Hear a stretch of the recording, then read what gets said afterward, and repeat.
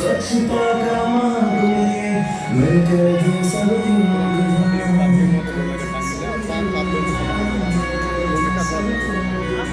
शिव का नगर प्रयागराज हो रोशन ऐसा स्वच्छता से समान गंगा जल जैसा जन जन का बढ़ेगा मान है ये ऐसा अभियान स्वच्छता का महाकुंभ मिलकर ही सब योगदान। आओ मिलकर दें अपना योगदान और मनाएं स्वच्छता का महाकुंभ अभियान। जुड़े प्रयागराज को देश का सबसे स्वच्छ शहर बनाने के इस अभियान से, क्योंकि स्वच्छता है तो सब कुछ अच्छा है। स्वच्छता का महाकुंभ। व्यापारी भी इसमें बहुत बड़ा दोष है। व्यापारी को ये निश्चित कर लेना चाहिए, चाहे उसका ग्राहक लौट जाए, चाहे वो सब्जी वाला हो, चाहे वो भुक्कड़ किराना वाला हो, अगर उसका ग्राहक लौट जाए, प्लास्टिक की थैली में वो सामान उसको नहीं।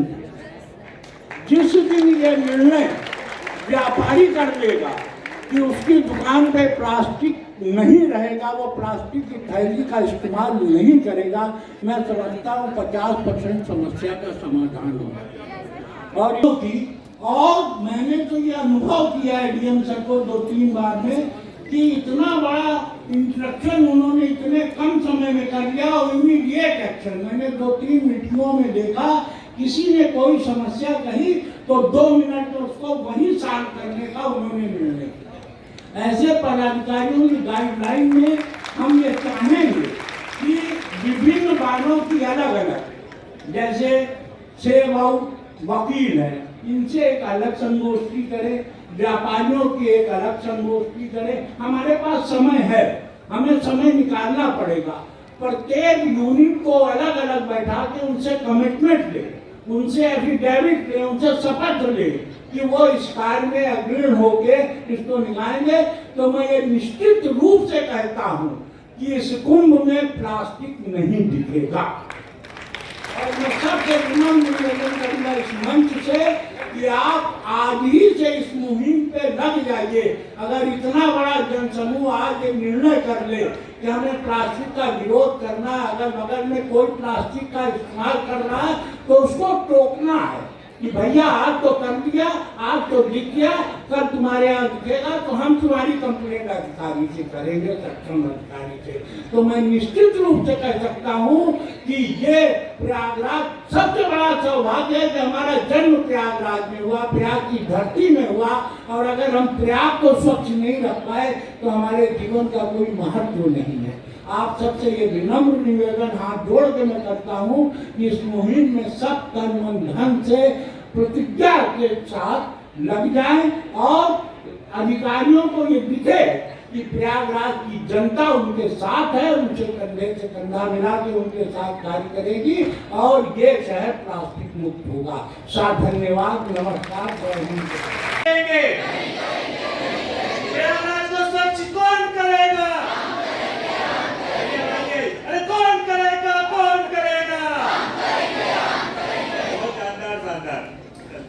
अगले बाजार, जिसको मैं बड़े ही हर्ष के साथ कह रहा हूँ कि ऑर्गेनाइज बाजार 100% प्लास्टिक मुक्त है, लेकिन अनऑर्गेनाइज के लिए मैं कुछ प्रयास कर रहा हूँ। अपनी टीम हमारे पार्षदगण हमारे बीच में मौजूद है, उनके साथ प्रयास करके बाजार में हम लोग ये कार्य करेंगे।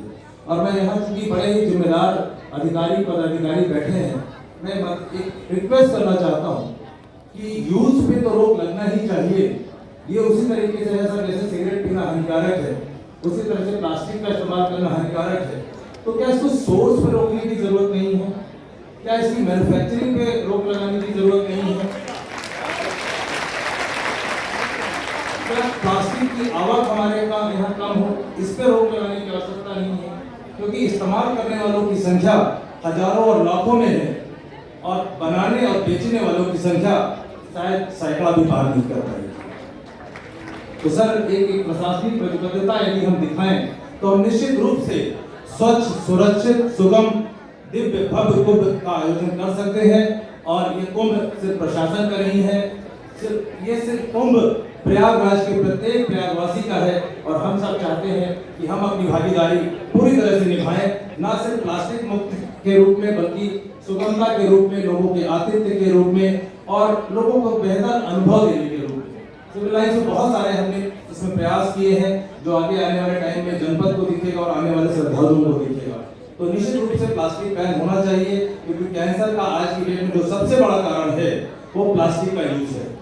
ये एक गंभीर विषय है, इसको समझना चाहिए, लेकिन प्रशासनिक प्रतिबद्धता से इसको हम जल्दी और कारगर रूप से समाप्त कर सकते हैं। Thank you so much. अखाड़ा की महामंडलेश्वर आदरणीय टीना मां कौशल्यानंद गिरी जी की गरिमा में उपस्थिति है। नगर आयुक्त से अनुरोध, समय की मर्यादा हम सब लोगों के लिए अनिवार्य है। श्री विजय जी प्रख्यात अधिवक्ता, माननीय उच्च न्यायालय इलाहाबाद प्रयागराज।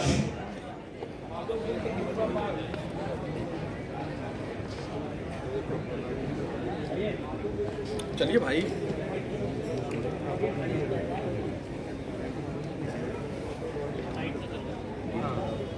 माननीय महापौर श्री गणेश केसरवानी जी, मंडलायुक्त जी, डीएम साहब और सभी यहाँ पर बैठे हमारे व्यापार मंडल के साथी पार्षद, माननीय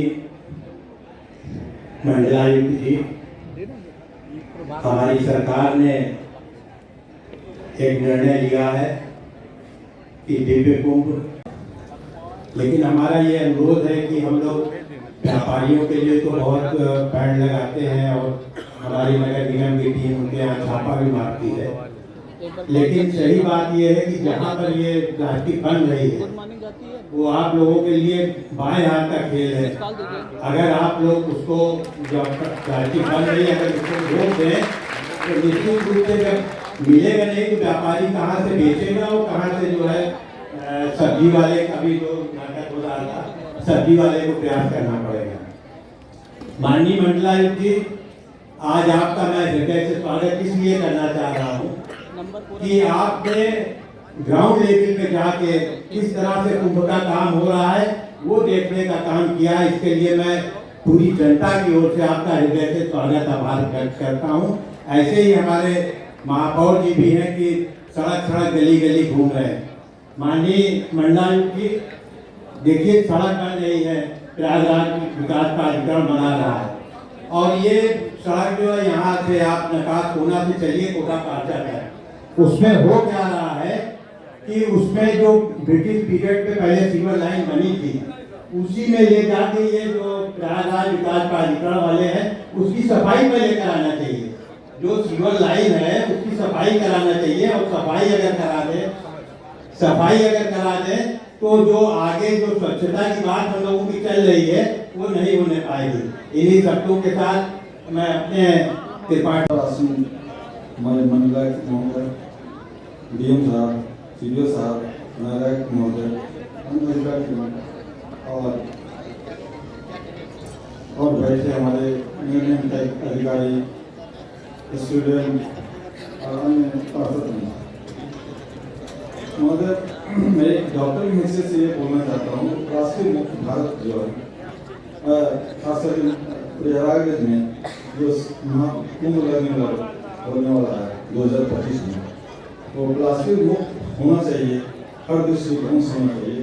ये बहुत ही खतरनाक चीज़ है और हम लोग इसमें हमारे नगर निगम की टीम के साथ कोशिश कर रहे हैं और बहुत जल्दी इस पर हम लोग हो पाएंगे। धन्यवाद।